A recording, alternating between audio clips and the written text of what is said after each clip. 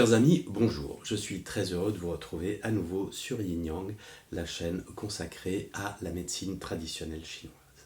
Aujourd'hui, je me propose de vous parler des causes des maladies telles qu'elles sont envisagées par la médecine traditionnelle chinoise. La médecine traditionnelle chinoise considère qu'il y a globalement trois familles de causes de maladies. La première, ce sont les Waiyin, les causes externes des maladies.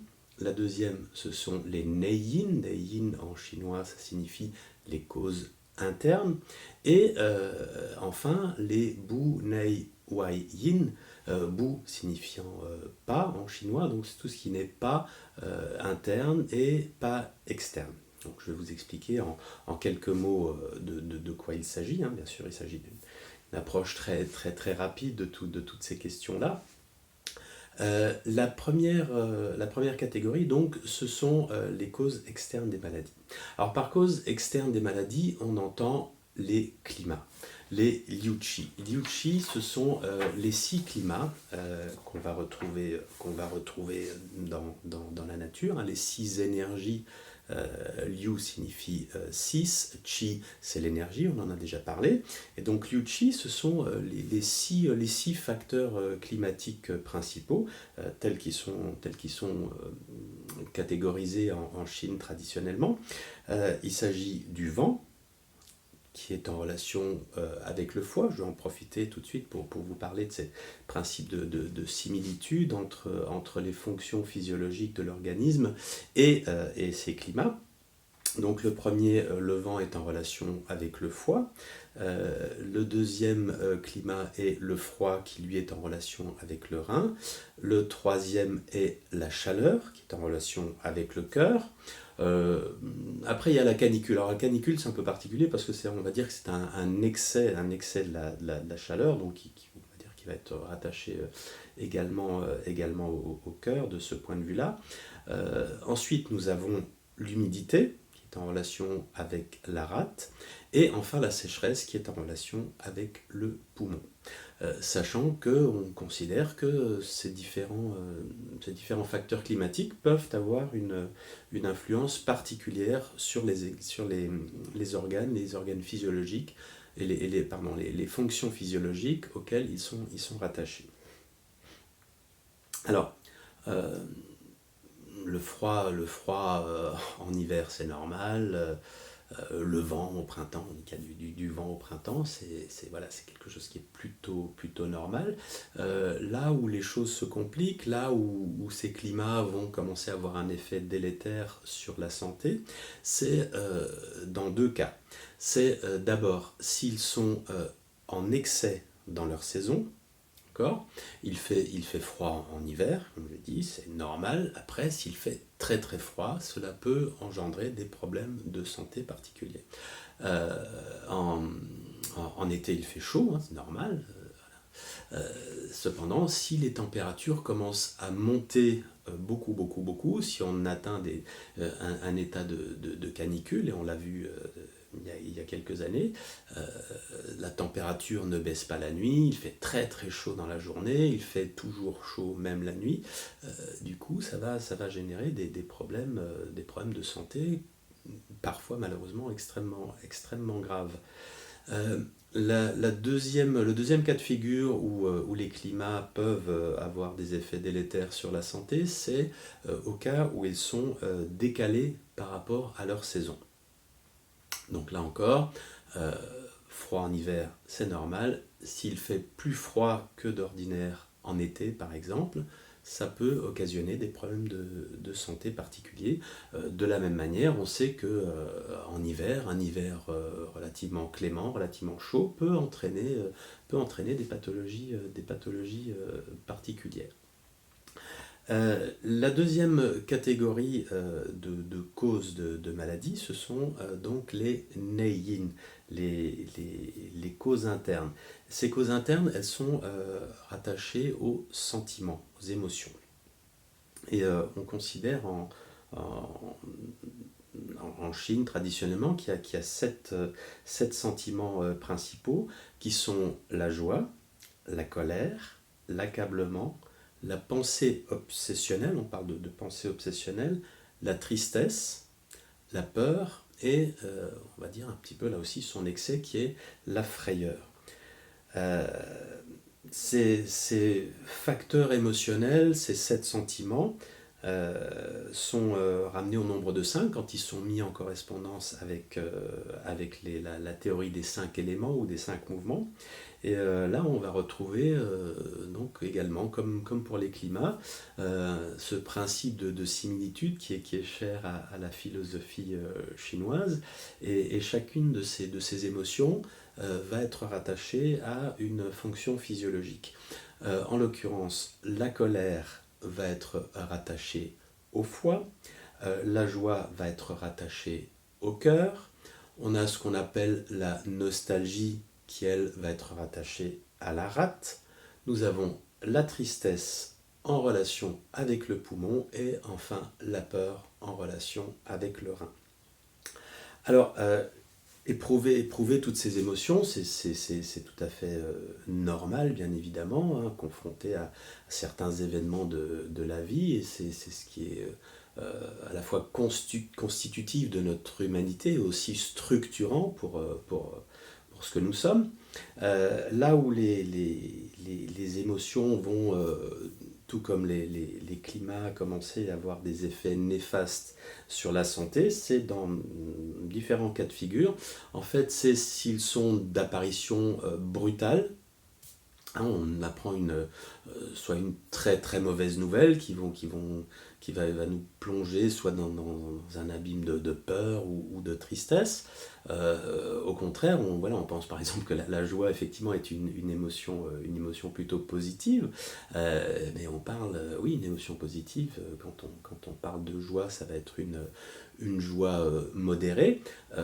Voilà, on sait très bien que certaines personnes, quand on leur apprend une excellente nouvelle, voilà, il peut y avoir une atteinte cardiaque, on peut faire une crise cardiaque quand on apprend une très bonne nouvelle, par exemple, du fait de la brutalité de l'annonce. Euh, le fait d'être confronté de manière prolongée à une émotion va avoir également des effets néfastes, hein. Si on est triste pendant une période suite à un deuil ou un événement quelconque de la vie, ça va durer un certain temps, normal, hein. Mais si cet état émotionnel a tendance à perdurer dans le temps, là on va se retrouver confronté à une situation où le corps, la santé peuvent commencer à en pâtir. La répétition aussi, hein, on parle de sentiments comme ça qui se prolongent, d'états émotionnels qui se prolongent dans le temps. On peut avoir aussi des répétitions, hein. C'est qu'il y a par exemple des gens qui vont être confrontés à une série d'événements dans la vie qui vont toutes générer le même type d'émotion. Ça va être répété, répété, répété. Et là aussi, on va être en face d'une situation où ça va avoir des effets néfastes sur la santé. Et enfin, donc troisième catégorie, les causes ni externes ni internes. Et donc là, il y a différents... dans cette catégorie, il y a différentes sous-catégories ou différentes causes. La première est en relation avec l'alimentation. Là, on va parler d'alimentation erronée. Alors l'alimentation erronée, à quoi ça correspond? Eh bien, il peut y avoir là aussi différents facteurs. On peut avoir une insuffisance d'alimentation, une sous-alimentation. On peut aussi être en face de quelqu'un qui mange de manière excessive, hein, des prises d'aliments trop importantes. Les aliments peuvent être toxiques pour l'organisme, hein, par leur nature. Voilà, un champignon empoisonné, bah oui, c'est un champignon vénéneux, pardon, effectivement, c'est nocif pour la santé. Un aliment peut être périmé, il peut être souillé. Et dans cette catégorie-là, on va aussi trouver tout ce qu'on appelle la malbouffe également, hein, le fait de manger trop sucré, trop gras, trop salé. Voilà, ça rentre dans cette catégorie aussi d'alimentation erronée. Et ensuite, quelque chose de très particulier à l'énergétique chinoise, hein, c'est ce concept d'équilibre énergétique. On va avoir, alors là on va vraiment simplifier, on reviendra peut-être à toutes ces notions-là dans des vidéos ultérieures. Euh, on, voilà, on catégorise les êtres, par exemple en yin et en yang, hein, on va faire très simple. La personnalité yang, c'est quelqu'un qui va être relativement agité, qui va beaucoup bouger, qui va voilà, éprouver des sensations de chaleur, voire être très, très rouge au niveau du visage. Et si cette personne, en plus, absorbe de manière régulière des aliments eux-mêmes qui sont considérés comme yang, des aliments gras, des aliments très épicés, très forts, voilà, tout ça, ça ne va faire que entretenir quelque chose qui relève déjà d'un état pathologique. Ensuite, au niveau de ces causes ni internes ni externes, on va classer là-dedans également tout ce qui relève du non-respect de l'équilibre entre l'activité et le repos. Travailler tout le temps, tout le temps, tout le temps, sans prendre le temps de se reposer, ce n'est pas bon. L'énergétique chinoise considère également qu'être en permanence en inactivité, eh bien, c'est pas bon non plus. Donc il faut, pour rester en bonne santé, veiller à avoir un bon équilibre entre ces deux états. Euh, on va inclure dans cette catégorie ni interne ni externe également tout ce qui relève des épidémies. Donc là on est dans quelque chose de très d'actualité, hein, puisqu'on vient de traverser cette crise sanitaire liée au coronavirus, à la Covid. Euh, et donc là, bien évidemment, la médecine traditionnelle chinoise comprend bien qu'il y a des choses qui se promènent dans l'atmosphère qui sont susceptibles de provoquer des maladies auxquelles on est plus ou moins sensible. Alors, pendant cette crise, on a beaucoup entendu parler des comorbidités. Donc, bien évidemment, c'est une raison pour laquelle on peut être plus sensible à certaines épidémies, hein, si on souffre de comorbidité. Par contre, on peut, voilà, même du point de vue de la médecine traditionnelle chinoise, avoir pour différentes raisons, en relation avec les fameuses causes externes, les climats, ou les causes internes, pardon, les émotions, avoir son système immunitaire, on parle de qi protecteur en médecine traditionnelle chinoise, hein, ou le wei qi, le qi protecteur. Ce qi peut être déficient du fait de ces états émotionnels ou de ces attaques climatiques, et donc on peut être plus enclin à souffrir du contact avec un virus que si notre système immunitaire était en parfait état.